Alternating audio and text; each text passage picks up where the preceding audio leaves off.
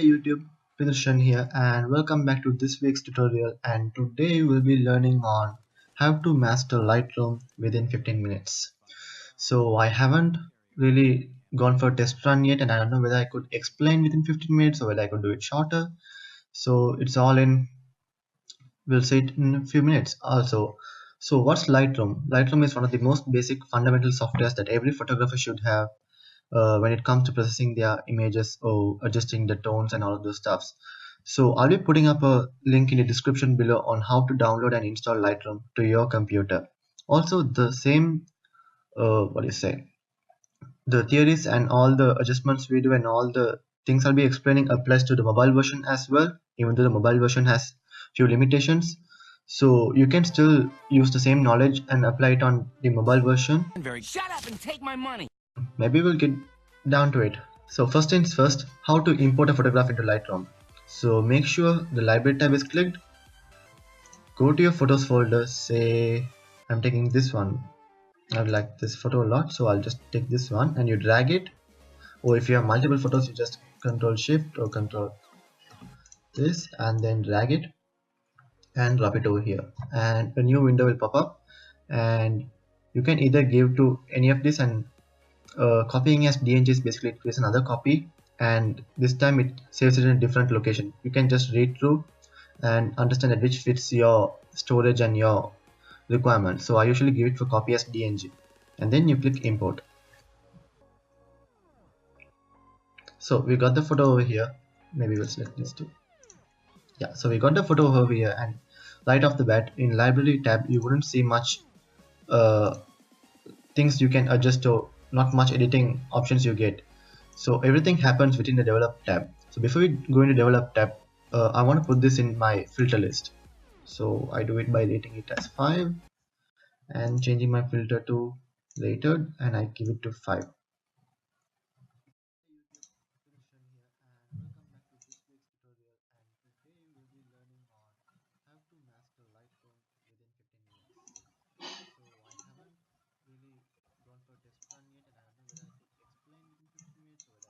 Yep. So I have a set of photos over here which I'll be explaining one by one on each of these components. So starting off, this right side of the panel is where we do all the adjustments, and this is the histogram where you can read off the photos data. So basically the mid portion of the photograph is called the mid tones, I mean on the histogram. So these is basically the average exposure of the photograph, and this is called the shadows, that is somewhere between these dark areas over here. It controls this area over here, and this is basically the blackmost portions like right over here, and same applies on the other side.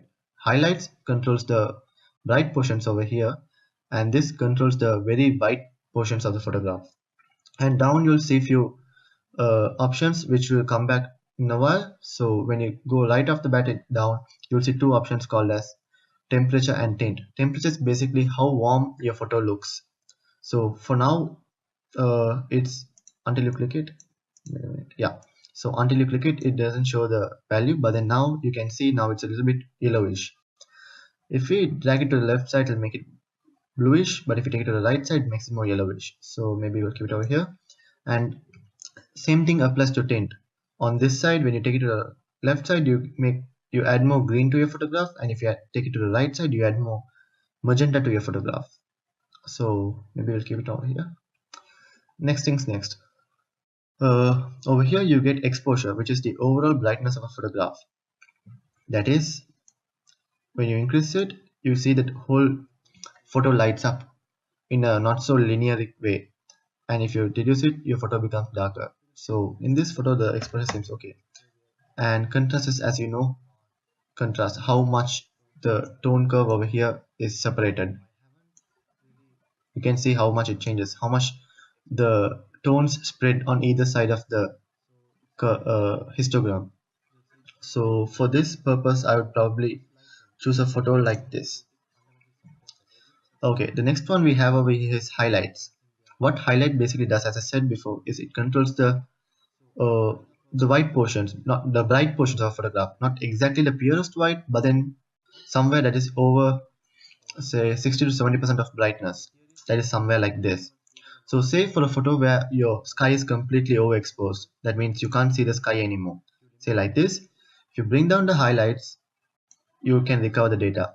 But then this applies only to raw photos most of the time, which I'll be talking about in another video. So this is the opposite for shadows. Shadows controls the darkmost portions of the photograph. Not the darkmost, but then slightly dark ones, like somewhere over here. So bringing down the shadows basically makes your photos dark portions even more darker. But then doing the opposite, I mean pulling to the right side, will open up or make the dark portions brighter. We usually say it opening up the shadows. So we can keep it somewhere over here. And then whites, as I explained before, controls the very whitemost portions of your photo. Say somewhere over here, you can see that it's very bright. So we can define this place as a white spot. So I'll be explaining what it means. So to do this, press down the Alt key and then click on this and increase it. So you can see the histogram is going towards the right side, and you will see on a black mat you can see there a white play that pops up when you click. So this white spot that comes over here is a pure white area. That means it's 100% white, and we can do the same to black. We can crush it until we can see enough of black somewhere like over here and over here. Now you can see the histogram has spread it completely flat. It's balanced on both the sides. Before it used to have more tones on the middle, but now it's balanced on either side. Then clarity. To explain clarity, maybe I would take this photo. Clarity is more like giving a punch to your photograph. So what I mean by punch is basically, say, when you increase the clarity, your photo gets more grungier. But as a side downside, your photo loses its saturation. It becomes desaturated a little bit, but it also gets sharpened a little bit. So this is really good in creating very moody and grungy photographs. Like maybe say over here, you can see, but the photo is in return it is becoming a little bit desaturated. Next thing, dehaze. As the word describes itself, what it basically does is it removes haze from your photograph. Say in this photo we have a lot of haze on this horizon. So if we pull this towards the right side, you can see that we're recovering all the data that was lost over here in haze. But it again has its own cons and its downsides. That is, whatever the data you recover may not be in exact tones as your main subject was. So you might have to balance it later, which we'll be talking about in a separate video, but then this is just for giving you an intuition on how this works. So next thing, maybe we'll go for this. So what vibrance does it increases the intensity of few colors, not all but a few colors.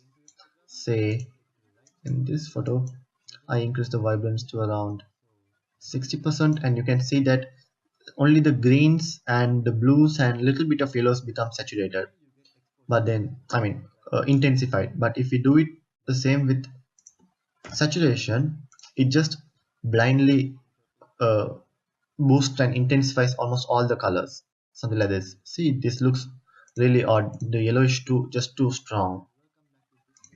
So it depends upon your taste on what you want to achieve with your photo. So it's not always recommended that you increase your saturation, but again it's very subjective on how you think.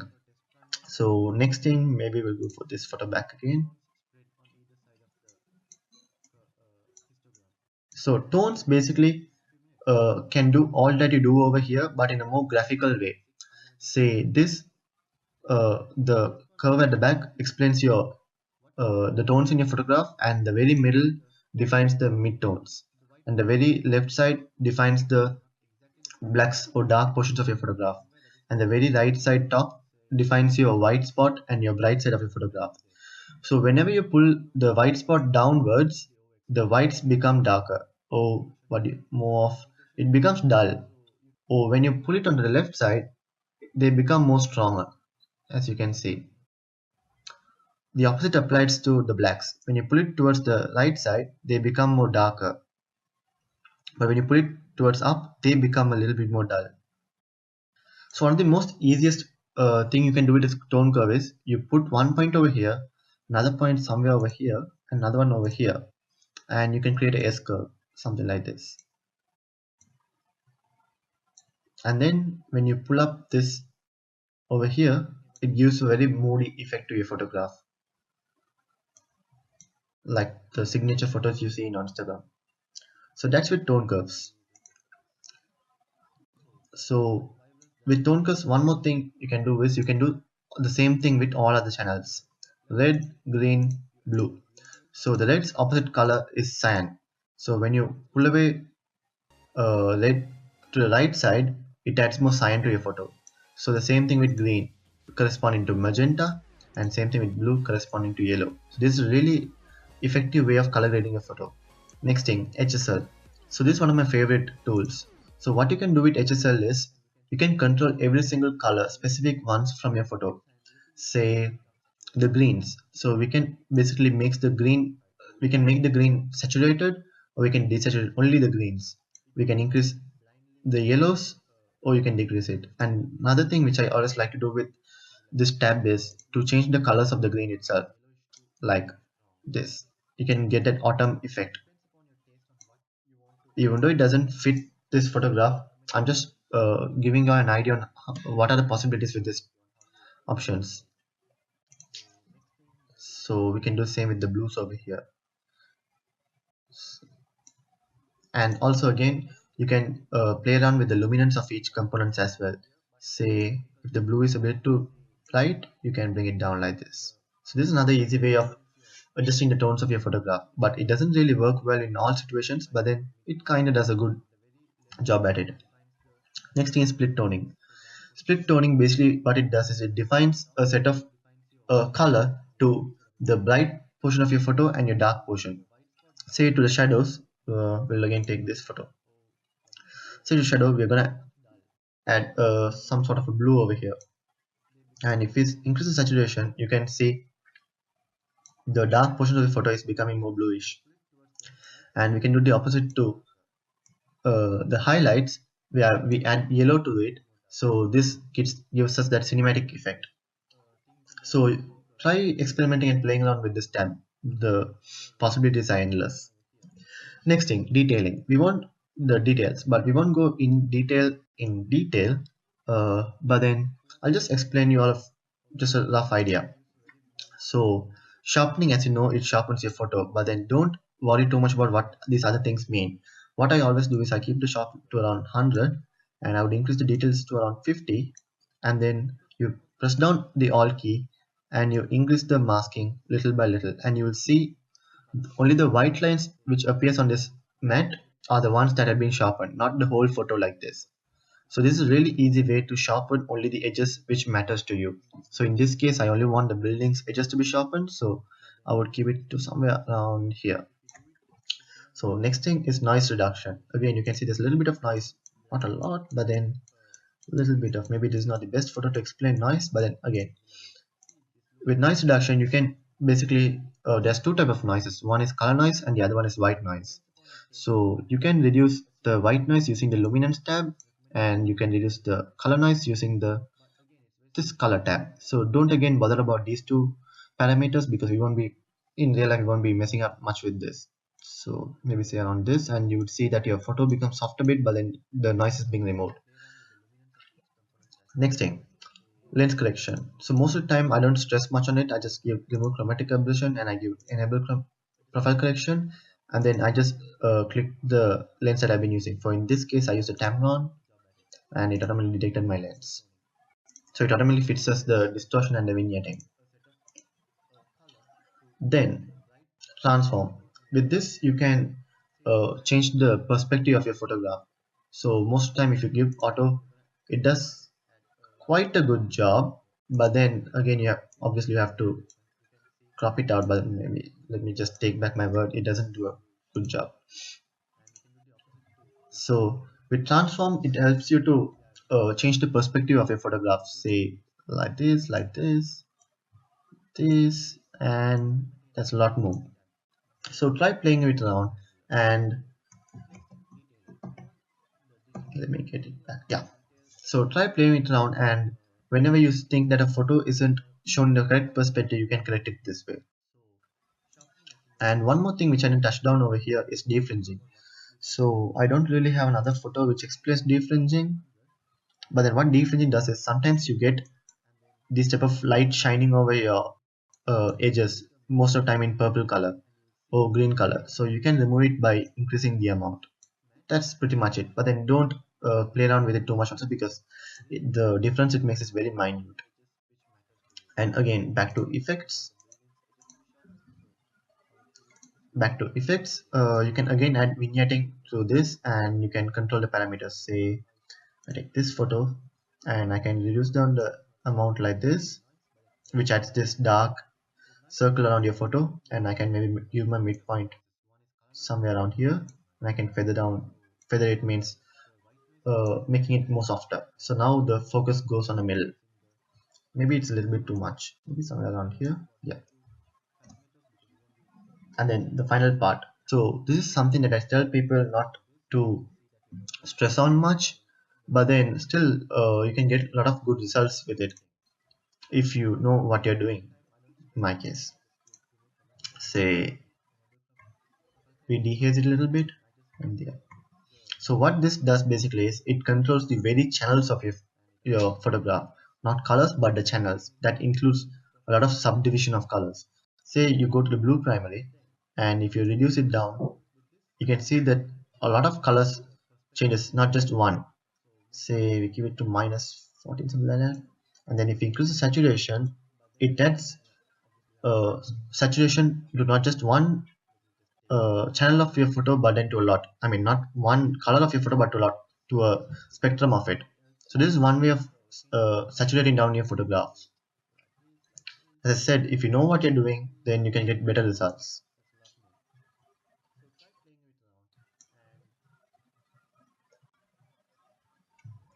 Then next thing, cropping. So with this, you can crop your photos in the ways you want, and there's few presets given. And if you unlock this bar, you can crop it in any aspects. And then we have the spot removal tool. So with this, you can basically remove, I mean, I don't really have a good example for it, but then with this, you can remove few unwanted uh, things from your photo. Say,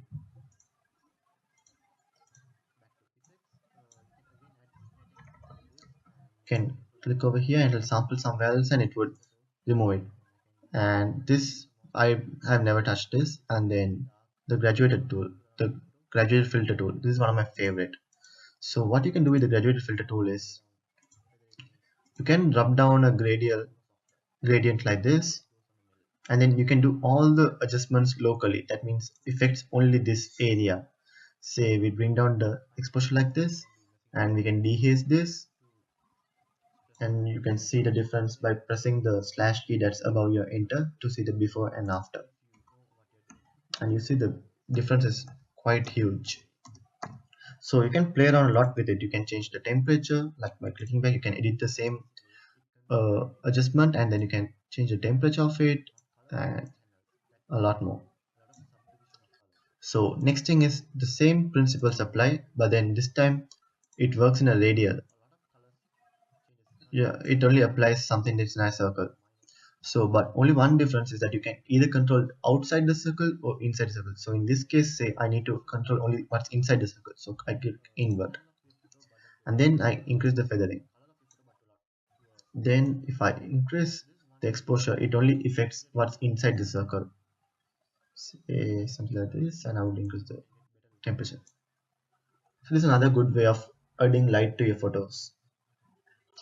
Next thing, so say you just need very minute adjustments to your photo, not a circle, not a gradient.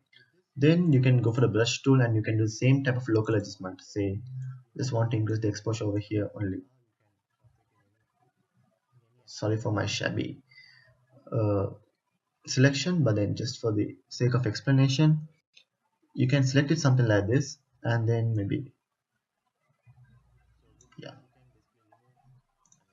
So you can use the brush tool to do things like adjusting the temperature or the exposure on very tight spots only. And then say we want to export this photo. How do we do it? uh, this one,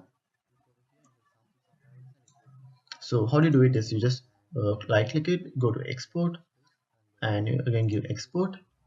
You choose where do you want to save it. Say I want to save it in my desktop, and you can put it in a subfolder. And most of the time I keep my quality to 90, and you can either limit it to in based on file size or in based on quality. So I usually give it to 90, and then in JPEG and sRGB, and if you want you can add a watermark to it. So in this time I don't want my watermark, so I just want to export it, and you can check back in the desktop. We'll have it in a that folder. So yeah, we have it in a separate folder. So that's it from me, guys. Thank you for watching, and I hope it was informative and I hope you understood how Lightroom works. I'm sorry if it wasn't really detailed, but then I just wanted to cover up a lot of things in a very short span so it wouldn't consume much of time of yours as well. So drop me a comment and do hit the like button and subscribe button, and follow me on Instagram, which I'll be putting up the link below, and let me know what I should make the next video on. Thank you.